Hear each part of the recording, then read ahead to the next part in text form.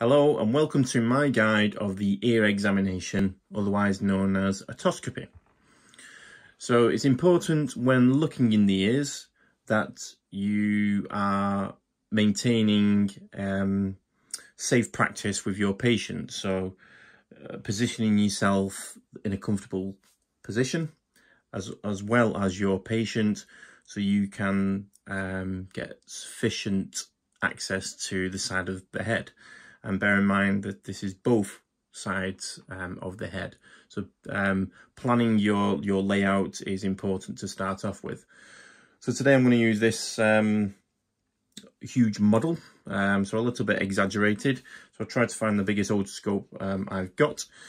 And like I said, it's important to how you start off. So the way you hold your otoscope and the way you brace is quite important, and I feel that this is certainly the best way to do it. And we're dealing with a right ear, and I'm holding the otoscope in my right hand, and I'm using my little finger to rest against the side of the patient's head and just on the top of the cheekbone. And what this does, if the patient was going to sneeze, cough, which is very, very likely while performing otoscopy, then you will feel that movement first of all with your little finger resting against the head, and then give you sufficient time to pull away. Sometimes holding like so is not really going to give you that protection.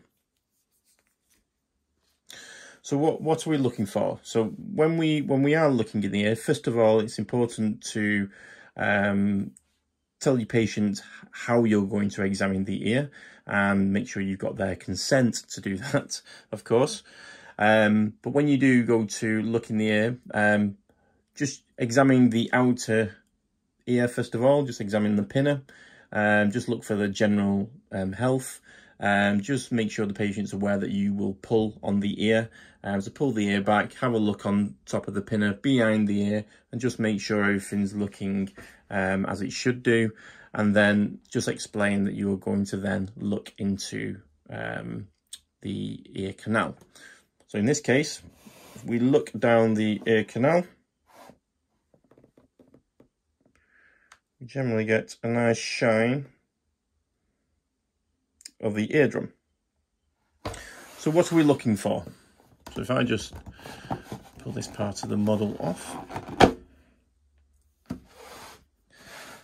Well, I think it's important that the ear examination should be in four stages. So first of all, the stage outside of the ear, and then 3 stages when you're looking into the ear canal. So first of all, just pop the specular into the entrance of the canal, and just look in a sort of 360 motion, sort of clock formation around the entrance of the canal, and just again check for the health of the ear canal, and then go halfway in again, usually around the second bend, and then just look at the health of the ear again.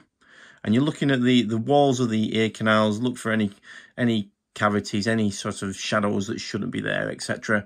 And then your final look is further into the ear, and then it's a thorough examination of the end of the canal and all the eardrum, the tympanic membrane. So obviously you're looking for signs of wear and tear, any perforations.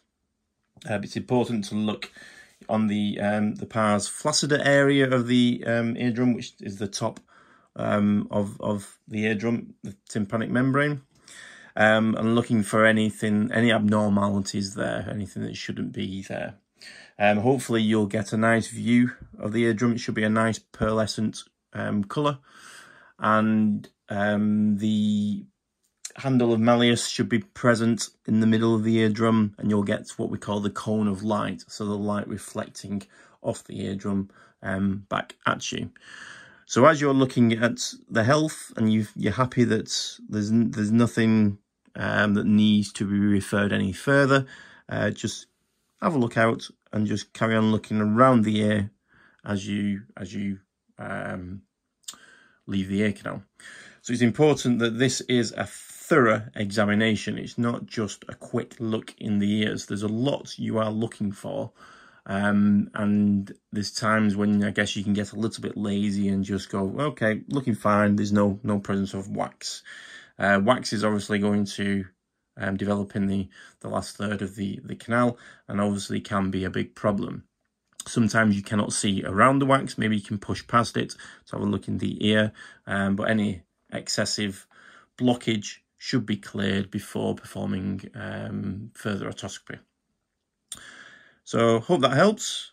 Any comments? Just comment on the video. Okay, thank you very much.